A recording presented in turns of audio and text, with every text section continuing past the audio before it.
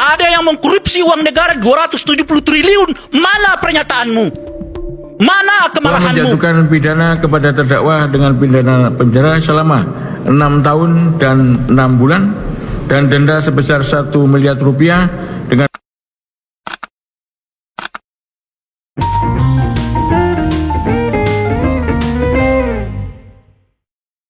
Halo sahabat Detik Viral, bertemu lagi dengan channel yang membahas berita viral di jagat maya. Kali ini kita akan membahas putusan sidang Harvey Muiz. Tapi sebelumnya kita mundur dulu ke belakang. Melihat gaya hidup mewah Harvey dan Sandra Dewi, inilah momen Harvey dan Sandra Dewi menikah. Pasti kalian ingat ini merupakan pernikahan termewah yang digelar di Disneyland Tokyo, menggunakan konsep Cinderella pada saat itu. Sontak saja itu membuat viral, karena menggelar pernikahan di sana dikabarkan menghabiskan biaya puluhan miliar rupiah. Luar biasa bukan? Biaya pernikahannya saja sudah sangat fantastis.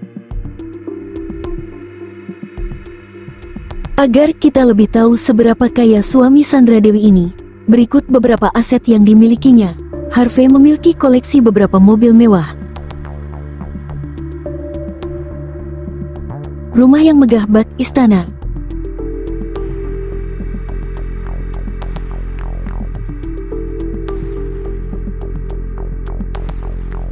jet pribadi yang harganya ratusan miliar, sebagai kado ulang tahun putra kecilnya. Belum termasuk harta seperti perhiasan, logam mulia, jam tangan, dan tas branded serta tabungan yang dimilikinya.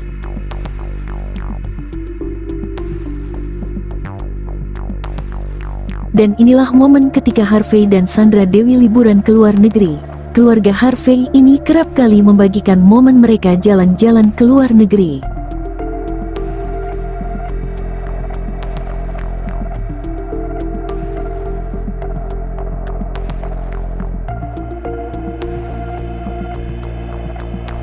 Kasus ini terkait dengan korupsi pengelolaan tata niaga komoditas timah di wilayah izin usaha pertambangan (IUP) PT Timah Terbuka pada periode tahun 2015 sampai tahun 2022,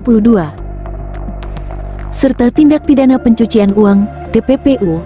Berdasarkan perhitungan Badan Pengawasan Keuangan dan Pembangunan (BPKP), negara diduga mengalami kerugian hingga mencapai 300 triliun rupiah akibat tindakan para terdakwa. Kerugian negara yang tercatat dalam kasus ini mencakup 2,28 triliun rupiah akibat aktivitas kerja sama sewa menyewa alat pengolahan biji timah dengan smelter swasta, 26,65 triliun rupiah akibat pembayaran biji timah kepada mitra tambang PT Timah, dan 271,07 triliun rupiah yang berasal dari kerugian lingkungan. Harvey Muiz merupakan perpanjangan tangan dari PT Refinit Bangka Tin. Ia didakwa dalam kasus dugaan korupsi dalam pengelolaan tata niaga komoditas timah di wilayah izin usaha pertambangan PT Timah Terbuka tahun 2015 sampai tahun 2022. Harvey menjalani sidang perdana kasus ini pada Rabu, tanggal 14 Agustus tahun 2024. Tambang timah di Pulau Bangka, yang salah satunya dimiliki oleh Harvey Muiz, berdampak lingkungan yang signifikan. Dampak langsung 1. Kerusakan hutan dan ekosistem. Pembukaan lahan tambang menghancurkan habitat hutan dan ekosistem yang sensitif. 2. Pencemaran air. Limbah tambang mengandung logam berat yang mencemari sungai dan laut. 3. Kerusakan pantai dan terumbu karang. Aktivitas tambang menyebabkan erosi pantai dan kerusakan terumbu karang. 4. Pencemaran udara. Debu dan polusi udara dari aktivitas tambang mempengaruhi kesehatan masyarakat.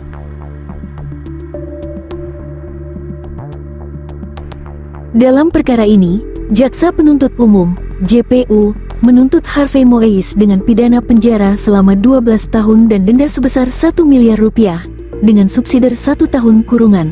Selain itu, Harvey juga dituntut untuk membayar uang pengganti sebesar 210 miliar rupiah dengan subsidi hukuman penjara selama 6 tahun. Namun sangat disayangkan majelis hakim memberikan vonis di bawah tuntutan jaksa, yaitu 6 tahun penjara dengan alasan yang tidak masuk akal. Mari kita dengarkan berikut cuplikan video vonis hakim terhadap Harvey. bahwa tuntutan pidana penjara selama 12 tahun terhadap terdakwa Harvey Muiz, majelis hakim mempertimbangkan tuntutan pidana penjara tersebut terlalu berat jika dibandingkan dengan kesalahan terdakwa. Mengadili, 1. Menyatakan terdakwa Harvey Muiz terbukti secara sah dan meyakinkan bersalah melakukan tindak pidana korupsi yang dilakukan secara bersama-sama dan melakukan tindak pidana pencucian uang yang dilakukan secara bersama-sama sebagaimana dalam dakwaan ke-1 primer dan dakwaan kedua primer. 2. Menjatuhkan pidana kepada terdakwa dengan pidana penjara selama 6 tahun dan 6 bulan dan denda sebesar 1 miliar rupiah dengan ketentuan apabila denda tersebut tidak dibayar akan diganti dengan pidana kurungan selama berapa tadi Pak? 2 tahun. Bukan yang ini. 6. Ya, 6 ya. Selama 6 bulan. Menghukum terdakwa untuk membayar uang pengganti kerugian keuangan negara sebesar 210 miliar rupiah dengan ketentuan jika terpidana tidak membayar uang pengganti selama paling lama 1 tahun setelah putusan pengadilan memperoleh kekuatan hukum tetap, maka harta bendanya dapat disita oleh jaksa dan dilelang untuk menutupi uang pengganti tersebut, dan apabila terpidana tidak mempunyai harta benda yang mencukupi untuk membayar uang pengganti tersebut, maka diganti dengan pidana penjara selama 2 tahun. Menetapkan masa penahanan yang telah jalani terdakwa dikurangkan seluruhnya dari pidana yang dijatuhkan. Memerintahkan terdakwa tetap berada dalam tahanan. Sontak saja keputusan majelis hakim ini dianggap kontroversial di masyarakat. Secara logika dengan hasil kekayaan yang dia nikmati dan dampak lingkungan yang sangat parah, seolah hukum di Indonesia ini tidak adil. Bagaimana koruptor akan habis di negeri ini kalau putusan hukuman untuk pelaku dinilai sangat ringan dibanding dengan negara China yang berhasil membersihkan korupsi sehingga negaranya maju. Karena China tidak main-main dalam hal korupsi, negara China menerapkan hukuman mati bagi para koruptor dan itu dinilai berhasil. Hasil putusan ini pun menjadi perhatian publik.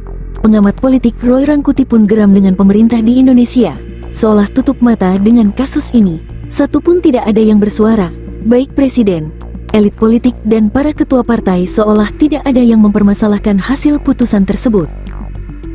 Ada yang mengkorupsi uang negara 270 triliun. Mana pernyataanmu? Mana kemarahanmu? Mana pidatomu? Yang ada bahkan kau mengatakan koruptor-koruptor itu kita maafkan kalau uang mereka dikembalikan. 270 triliun kalau kita bagi dengan 40 triliun, Bung, itu artinya 4 kali pilkada kita bisa buat, alias 20 tahun. Ada yang mengeluh nggak? Nggak ada. Ada pidato nggak? Nggak ada. Ada ketua partai nggak yang maki-maki? Nggak ada. Tiba-tiba sekarang diputuskan hukumannya di bawah tuntutan jaksa.